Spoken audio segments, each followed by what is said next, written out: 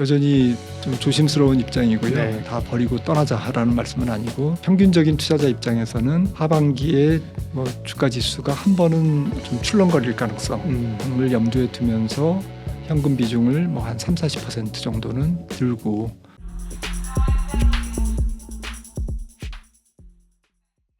예민수의 경제 토크 김한진 박사님과 시장 이야기를 하고 있습니다. 경기에 관한 시각들이 이제 우리가 어느 정도 좀 정리가 됐고, 그러면 이제 하반기 전략을 어떻게 세워야 될지를 변수를 보면서 얘기를 하도록 하겠습니다. 하반기 전략을 세우려면 시장의 성격을 좀 규명을 해야 되는데요. 일단 경기가 급격한 침체 국면은 아니고 슬로우하지만 골디락스 같은 뭐 이런 쪽으로 간다고 하는데, 최근에 미국 주식시장의 큰 특징이 그 소위 기술주들 빅테크들이 굉장히 큰 성과를 내고 주가가 많이 오른 겁니다. 물론 뭐 엔비디아의 효과가 있긴 있었지만 엔비디아만 오른 건 아니거든요. 전체적으로 이렇게 빅테크가 좋았다는 거는 그들 기업이 실적을 선방했다 이렇게 봐야 되는 건가요? 실적보다는 네. 뭐 실적도 네, 상대적으로 나쁘진 않더라고요. 예. 이번 분기 실적도 보니까 빅테크 계열에 있는 뭐 약간 혁신 성장주 어쨌든 성격의 기업들이 실적도 괜찮았고 네. 또 2분기 뭐 가이던스도 가이던스도 나쁘지 않았죠. 예. 그런 측면에서는 뭐 좀 지금 사실 딱히 매크로 이슈가 뭔가가 도드라지지 않은 상황에서 실적 시즌에 투자자들이 조금 더 집중하는 성향, 그리고 약간 예민한 좀 반응을 보이는, 그러니까 조그마한 실적 호재에도 사람들이 굉장히 열광하고 네. 뭔가 신제품이라든지 아니면 새로운 수주라든지 또 새로운 기술 뭐 이런 것들이 조금 발표될 때마다 사람들이 굉장히 뭐 박수치고 환호하는 이제 그런 분위기가 상반기 주식시장이었지 않습니까? 예. 그런 분위기에서 AI가 나온 거죠. AI가 이제 빵 터지니까 엔비디아가 이제 주도주가 되면서 연초 대비 이제 3배 가까이 올라가는 이제 기염을 토했고요. 이러한 그 AI 열풍이 몰고 온 전체적인 성장 기대주에 대한 조금 전반적인 확산 움직임이 빅테크 전반을 끌어올리는데 일조한 것 같고, 네. 그러다 보니까 나스닥이 연체 대비 30% 이상 오르면서 상저하고로 봤던 조금 보수적인 전망가들을 다 능멸하는 네. 뭐 모욕하는 이제 그러한 그 여러 가지 이제 반대 현상이 나온 거죠, 현재까지는. 네. 그러니까 기술주는 이제 성장주로 구별할 수가 있으니까요. 거시환경에는 이제 금리하고 연관이 높은데, 그렇죠? 금리가 뭐 더 이상 오르진 않겠지만 금리가 툭툭 떨어지거나 이자병이 낮아서 성장주가 올라갔다 보기는 무리가 있고요, 그죠? 맞습니다. 예, 실적은 나쁘진 않았으나 뭐 실적이 너무 좋게 나와서라기보다 결국은 혁신이, 그죠? AI 같은 혁신이 이 기술주들에게 에너지와 기대감과 향후 가이던스를 주면서 주가를 끌어올렸다. 네. 매크로 상황이 약간 중립적인, 약간 일부에서 말씀하셨듯이 세미 골디락스 그 표현 제가 좀 사용하겠습니다. 얼마든지 사용해도 됩니다. 네. 세미 골디락스 상황에서 좀 약간 저성장 분위기지 않습니까? 그렇죠. 어쨌거나 올해나 내년 저성장에서 성장을 이끌어가는 이런 섹터가 우리 사람들이 그냥 뭐 열광할 만한 그런 모티브를 제공한 거죠. AI 쪽에서. 그러니까요. 항상 시장은 뭐 혁신을 머금고, 물론 그게 버블을 좀 일으키긴 합니다만, 그죠? 네. 버블의 역사를 보면 시장에 관심이 확 몰리다 보니까 가격이 너무 올라가서 버블을 만들지만 또 버블이 지나고 난 자리에 사실은 상처받는 투자자는 많지만 그 산업은 이제 성장하는 이런 그 책들을 보면요. 맞습니다. 뭐 2000년 닷컴 버블 때도 그랬죠. 그런 그때 살아남은 기업들이 지금 빅테크가 돼 있는 거고요. 그러게요. 그래서 뭐 누가 쓴 책을 보니까 버블은 절대로 뭐 그 버블이라고 사람들이 얘기하지 않는다. 2000년 닷컴 버블 때도 버블이라는 단어, 버블이다. 이런 그 닷컴 계열의 주식들이 버블이다라고 얘기한 사람들이 조금 논의된 게 99년 하반기였다고 그럽니다. 그러니까 거의 이제 버블이 터지기 직전에 사람들은 이거 너무 비싼 거 아니야? 이제 조심스럽게 얘기를 그렇게 할 정도로 그 버블의 그 한 중심에는 그 버블이 한창 그 네. 진행될 때는 사람들이 감히 버블이라고 얘기하지 않는다. 그래서 버블은 터져야 한다. 그러니까 영국의 뭐 옛날에 운하 버블 이런 걸 보더라도 운하를 서로 경쟁적으로 파기 시작하고 쓸데없는 운하 파가지고 그냥 나중에 경기 다 죽었는데 나중에 보니까 그게 이제 상당한 물류에 도움이 되는 지나고 그러니까요. 나니까 철도도 뭐 철도 버블이 있어서 난리가 났잖아요. 근데 그게 기관사망이 돼가지고 동서에 물류를 하고 그죠. 그렇죠. 이게 다 그러니까 버블의 역사도 보면 되게 재밌습니다. 그러면 결국은 우리가 지금 AI 나와가지고 얘기하는 건데 중요한 얘기니까 결국은 그 혁신 그 가운데 버블도 만들지만 거기서 살아남는 기업 주도하는 기업 이제 걔네들이 사실 10배 100배 하는 거잖아요. 네. 올랐다 그 탈락하는 기업들도 많은 거고 그죠. 네. 그런 기업을 이제 지금 예를 들면 제가 인공지능 AI는 빅 트렌드 메가 트렌드가 되겠습니까? 이렇게 질문하는 것도 좀 그렇고 여기서 살아남는 기업이 어디냐? 그러니까요. 기업을 알려주십시오. 그런 기업을 알아야 되는데 그래야 돈을 벌거든요. 매크로 공부할 게 아니고. 네. 그런데 제가 하도 답답해서 네. 어떤 뭐 약간 공학 그 전문가한테 네. 그 저기 현직에 있는 네. 다른 뭐 회사에 있는 이런 분한테 여쭤봤어요. 네. 엔비디아를 어떻게 보시냐 그랬더니 엔비디아의 기술을 대체할 수 있는 기업이 당분간은 보이지 않는다. 네. 그래서 본인은 엔비디아를 샀다. 최근에 다 오른 다음에 좀 그 말을 듣고 살짝 불안해지는 느낌도 있었지만 네. 아무튼 이제 기술적으로 엔비디아의 그래픽 카드를 대체할 수 없다면 다른 기업이 그게 만약에 사실이라면 엔비디아는 뭐 지금 연초 대비 3배 올랐지만 아직도 싼 거죠. 그렇죠. 네. 근데 우리 투자자 입장에서는 사실 뭐 이제 매크로하고 전략을 하니까 이렇게 쏠림이 강한 경우에 뒤끝이 조금 안 좋은 거는 사실이었거든요. 그러니까 지금 연초 대비 보면 S&P 500이 500개 기업이지 않습니까? 예. 500개 기업 중에서 10개 기업이 32%인가 올랐고요. 연초 대비. 예.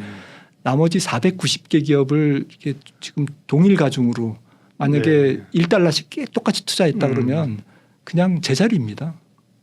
그러니까 490개 기업은 거의 제자리고 쏠리면서 10개 기업이 30% 이상 올랐다라는 거는 네. 뭐 쏠려도 엄청 쏠렸다라는 건데 이렇게 많이 쏠리면 이제 그 다음 행보는 이제 둘 중에 하나거든요. 순환하면 예를 들어서 산업재도 올라가고 에너지도 올라가고 뭐 소비재도 올라가고 다른 이제 S&P 500 10개 이외에 이제 다른 기업들도 올라가고 이렇게 순환이 돌면 그거는 괜찮아요. 그런데 만약에 이게 6월 달, 7월 달 그 쏠림이 더 강화되면 부러집니다. 그건 시장의 논리거든요. 네. 그 논리가 아니라 그냥 시장의 좀 경험이거든요. 그런데 이게 언제 부러지냐? 8월에 부러지냐, 9월에 부러지냐. 이건 이제 아무도 모르는 거죠.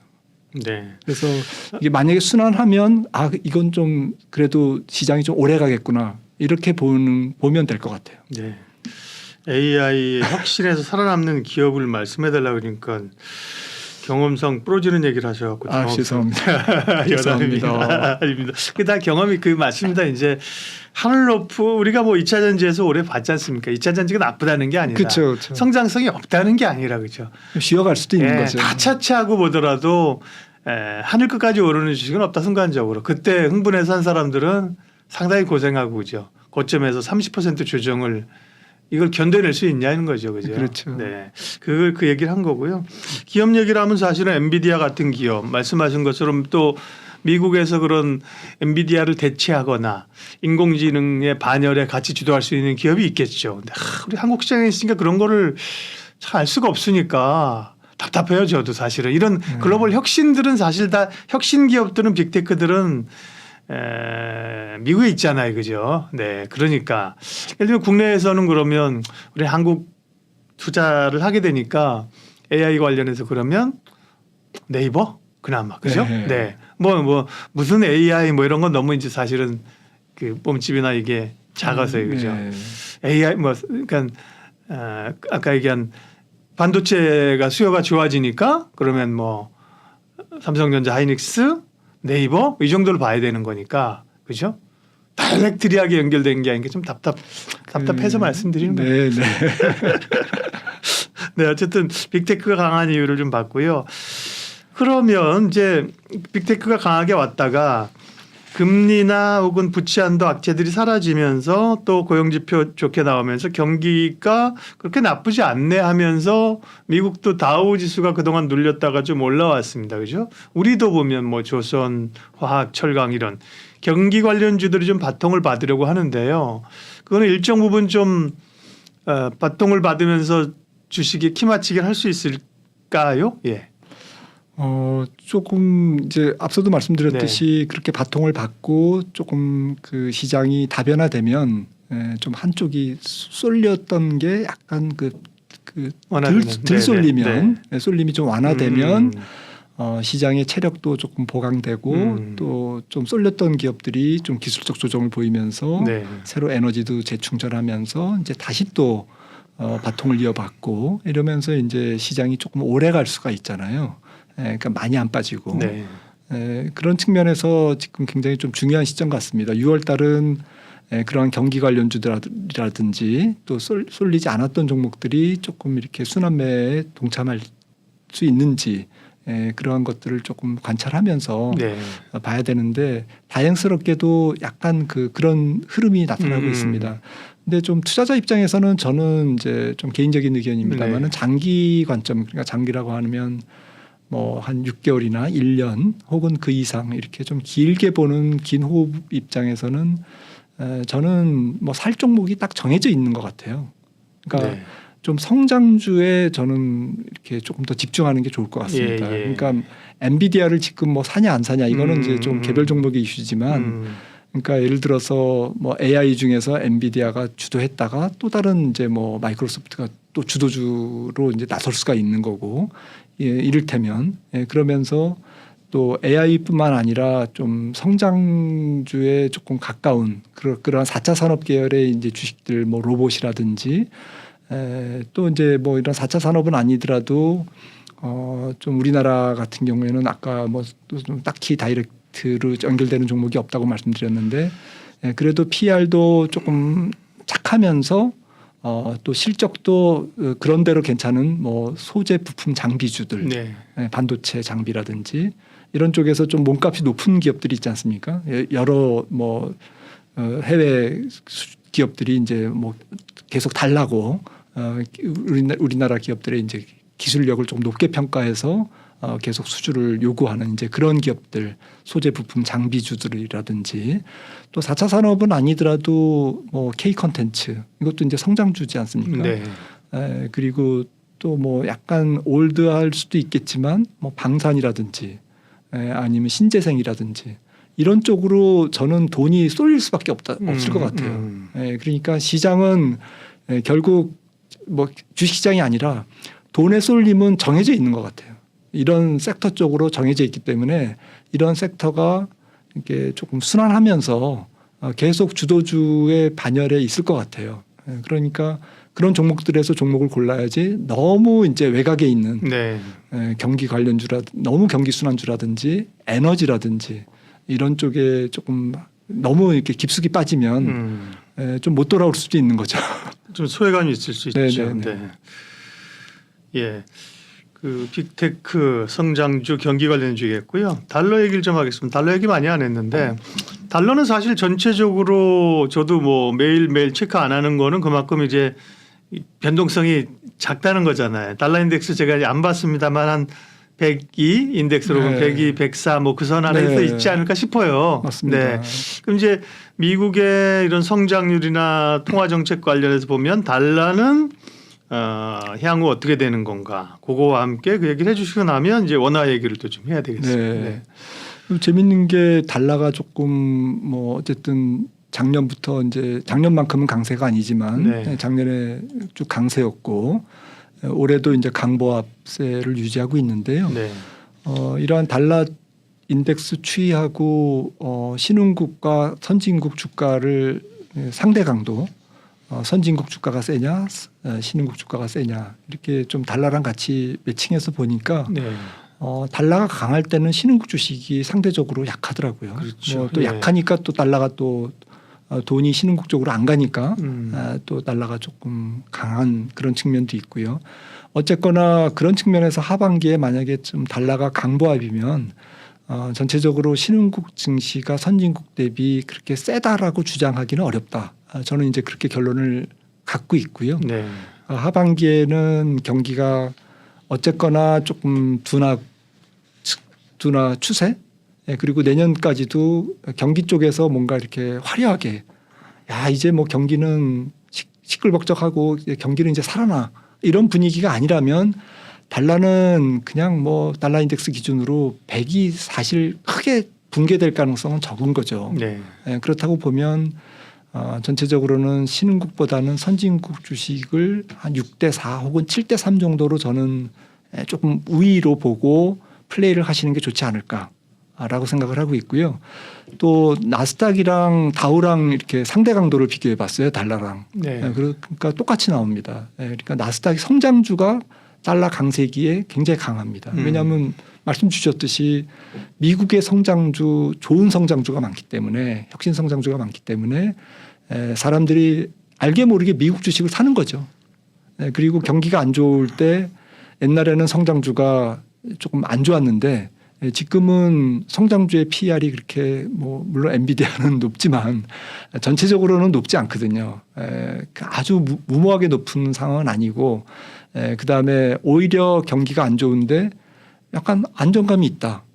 돈도 많이 갖고 있고 데이터 센터도 많이 갖고 있고 또 경기 나쁜 시기 지나가면 다시 또 이제 경기 좋아질 때 얘네들이 경기를 또 주도할 가능성도 있고 이러다 보니까 사실 경기가 지금처럼 애매하게 안 좋을 때는 오히려 안전자산에 가까운 그런 측면이 있거든요. 네. 그래서 결론적으로 하반기에 달러는 조금 그 선진국 주식을 사람들이 선호하고 또 성장주 미국의 성장주를 조금 선호하는 바람에 그 이유라서에서라도 미국 달러는 그렇게 약하지 않을 거다. 좀 약간 강보합 기조에 머물 거다. 달러 인덱스 기준으로 한 104의 언저리에서 계속 왔다 갔다 할 가능성이 높다라고 보고 그렇다면 원달러도 좀 쉽게 1,200원대로 아주 급격하게 안정되기는 좀 어려운 구조 아닌가 네. 생각을 하고 있습니다.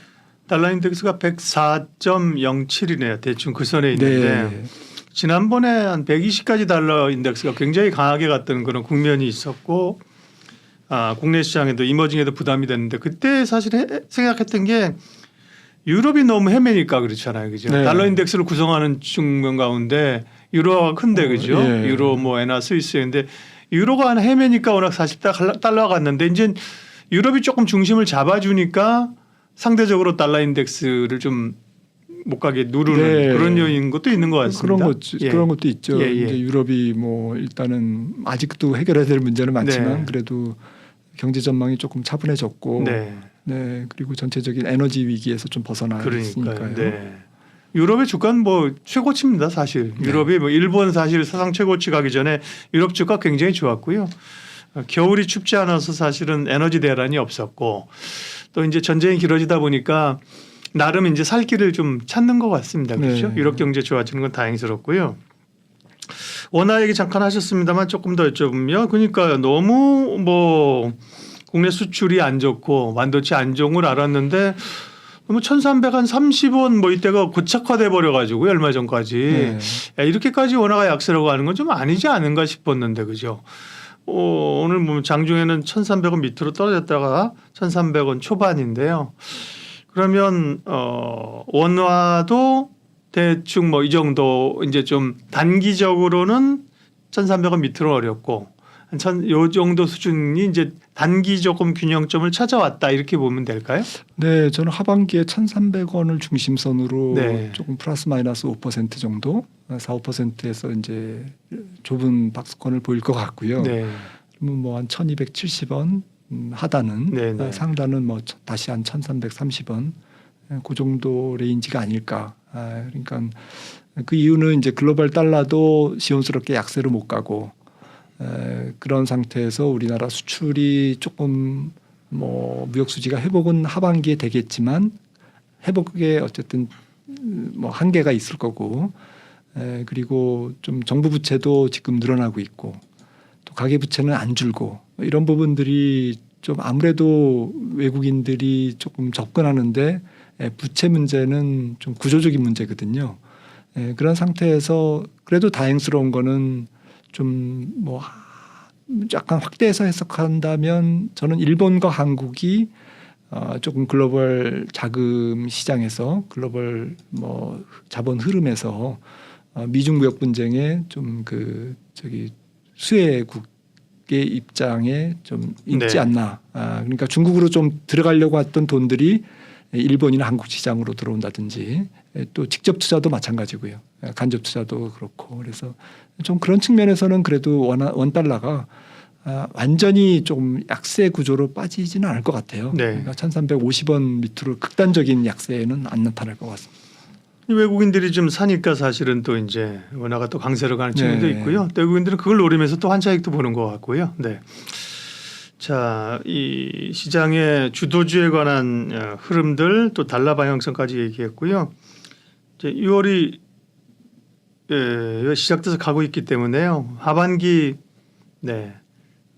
증시 자산 전략 좀 비중을 확대해야 될 시점인지 한다면 어떤 자산을 좀 사고 어떤 걸 좀 피해야 될까? 하반기 전략 좀 주십시오. 네, 저는 뭐 여전히 좀 조심스러운 입장이고요. 네. 그러니까 뭐 주식을 다 버리고 떠나자라는 말씀은 아니고 네. 좀 평균적인 투자자 입장에서는 하반기에 뭐 주가 지수가 한 번은 좀 출렁거릴 가능성을 염두에 두면서 현금 비중을 뭐 한 30-40% 정도는 들고 좀 뭐 한 60-70%의 주식 비중을 들고 네. 가는 게 좋지 않을까라고 생각을 하고 있고 좀 주식 이외의 자산에서는 채권 시장이 이제 국채는 뭐 앞으로 국채 금리가 떨어지겠지만 미국제 10년물 기준으로 이제 하단을 좀 3% 정도로 보고 있어요. 그러니까 3%를 크게 하야하는 그런 장면은 좀처럼 안 나올 것 같다. 그러니까 지금 뭐 3.7 정도 되니까 그래도 3.7에서 3.0 정도의 10년물 국채를 사면 굉장히 돈을 그래도 벌 수가 있거든요. 채권값이 오르는 거니까요. 네, 예. 그래서 아까 이제 주식 이외에 여유 자금을 뭐 조금 그 현금으로 갖고 있을 수도 있겠지만 채권으로 이제 갖고 있으면 또 그런 캐피탈 게인을 얻을 수 있는 연말까지 연말에 뭐 경기가 조금 더 안 좋아지는 분위기로 가면 한 3% 정도에는 팔 수 있지 않을까. 이제 이 정도. 요즘에 채권 ETF도 많거든요. 네. 그래서 매매가 좀 쉽고요. 그런 측면에서 조금 채권 시장을 그래도 어느 정도는 조금 주목하시라고 말씀을 드리고 싶고 피할 자산은 여전히 조금 좀 신용 등급이 안 좋은 국가의 채권이라든지 국채라든지 혹은 기업의 회사채 이런 것들은 아직은 하반기에 좀 위험한 상황일 것 같습니다. 리츠도 하반기에는 조금 피해야 할 것 같고요. 왜냐하면 금리를 이제 연준이 내리는 시점을 저는 내년 3월 정도라고 보고 있기 때문에 연말 정도에는 이제 리츠가 이제 많이 떨어졌거든요. 리츠도 지금 주식처럼 이제 사고 팔 수가 있기 때문에 상장 리츠가 많죠. 네, 상장되게 많죠. 네, 그런 주식을 연말 정도에는 이제 조금 저가에 사실 필요가 있겠지만 지금부터 연말까지는 또 너무 이제 좀 앞서 들어갈 필요는 없다 이렇게 생각을 하고 있고 네. 전체적으로 주식 중에서는 저는 아까 말씀드렸듯이 좀 성장주 쪽에서 이렇게 순환매를 조금 염두에 두시면서 조금 이렇게 순번을 좀 너무 쫓아가면 안 될 것 같아요. 네. 너무 이제 뭐 AI가 많이 올랐다 그러면 슬며시 뭐 IT 소부장 반도체 소부장 쪽으로 간다든지 예. 뭐 아니면 조금 상대적으로 PR이 낮은 2차 전지 쪽에서 뭐 조금 괜찮은 종목들을 조금 조정받을 때 좀 들어간다든지 방산이라든지 또 신재생 또 K 컨텐츠 엔터죠. 이런 쪽의 주식들의 순환매를 좀 잘 활용하시는 게 좋을 것 같습니다. 네. 성장주냐 이제 경기 가치주냐 보면 성장주 쪽에 비중을 치는 게 더 좋고요. 선진국이냐 이머징이냐 이렇게 뭐 우리가 포션을 얘기하는 거니까 네. 그죠? 굳이 그 포션을 포트폴리오를 얘기한다면 어느 쪽입니까?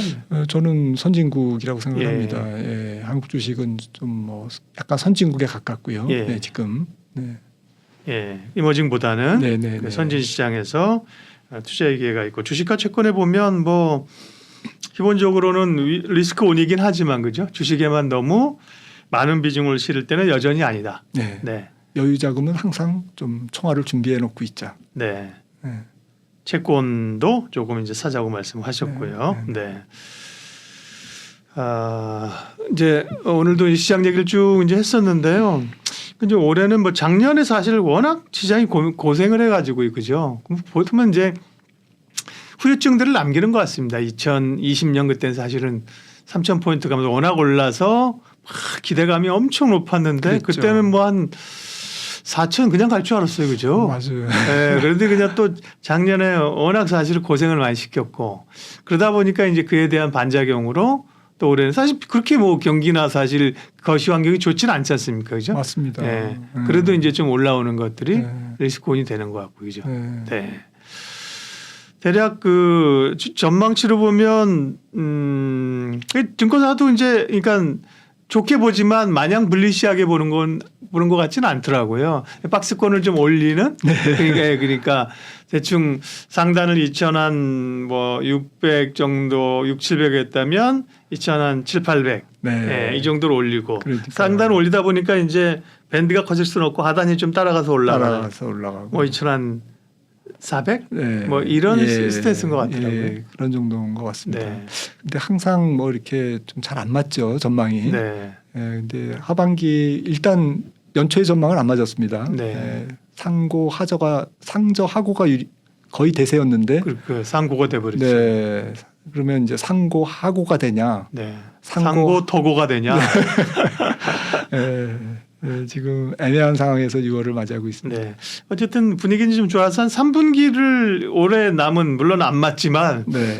벌써 반년이 지났지만 남은 하반기를 본다면 하반기에서도 이제 점진적으로 에너지를 모으면서 예를 들면 연말에 불꽃을 확 튀는 그런 성격보다는 그죠.